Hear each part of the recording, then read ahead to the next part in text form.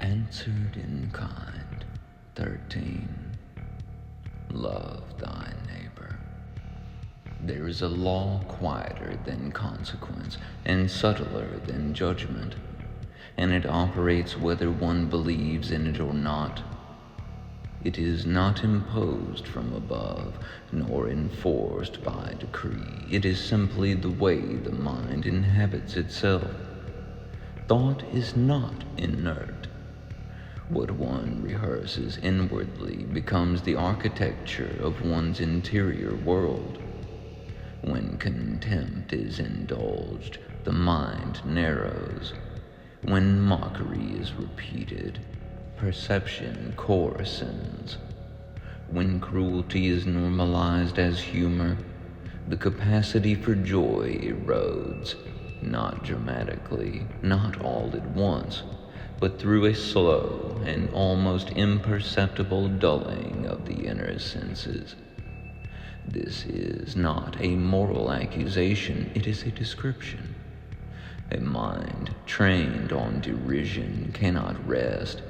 A psyche sustained by domination must remain vigilant, for it has built its house on imagined enemies. What begins as amusement hardens into reflex. What begins as posture becomes prison. The nervous system learns to expect threat everywhere, and so it manufactures it. This is why vicious thought feels briefly empowering but leaves a residue of agitation. The satisfaction never lasts. It must be repeated, escalated, sharpened. The joke must grow harsher. The contempt must grow louder. The self must be continually defended because it has never been made safe through no fault of their own. No one is punished for these thoughts, but everyone who dwells in them lives inside what they cultivate. A mind that practices humiliation loses access to nuance. A mind that feeds on exclusion becomes unable to recognize beauty. A mind that equates cruelty with strength slowly forgets what strength feels like. This is the quiet cost. It is the reckoning they must accept by their own hand. The karma which all others who have been harmed by their hand wish they could see, but it is invisible and internal. Not fire, not lightning, not public disgrace, but a shrinking world, a tightening chest, a humor that cannot laugh without hurting, a confidence that must constantly announce itself, a self that cannot be still without distraction. And because this state is unbearable to feel directly, it is projected outward. Others must be diminished, so the inner imbalance can remain unseen. Although some people who see deeper than others, they can tell. Difference becomes threat, compassion becomes weakness, stillness becomes intolerable.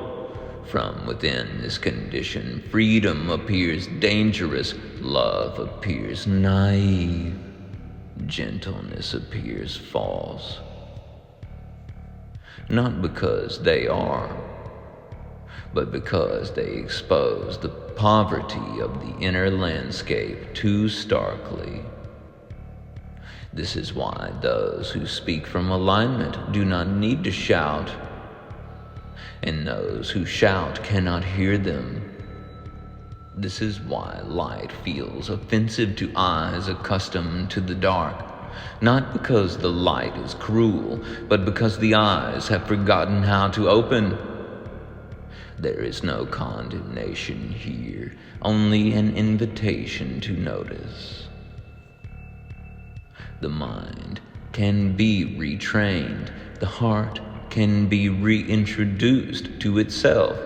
The reflex to attack can be interrupted, not by force, but by insight.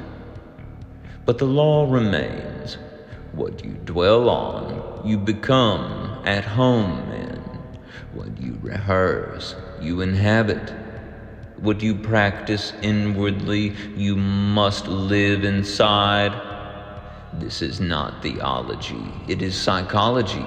It is neurology. It is spiritual physics. And it is merciful, yes, because it means no one is beyond return. Thank God for that. Those who wound with words are not powerful. They are exhausted. They are guarding a self that has never been allowed to rest. Who taught them to be that way? Was it their parents? Or their parents' parents? Or their parents' parents' parents? Or their teachers? Or their professors? God help them, because no one else can. And who's going to grow up first? Them. Or their children, or their children's children, or them, because it obviously was not their parents, because, oh my God, look at them! Adorable, if it was not so persistently harmful.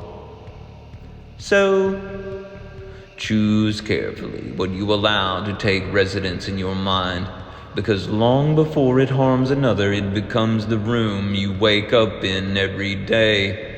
And some rooms, once furnished with cruelty, are very difficult to breathe in. And where you focus, there you are.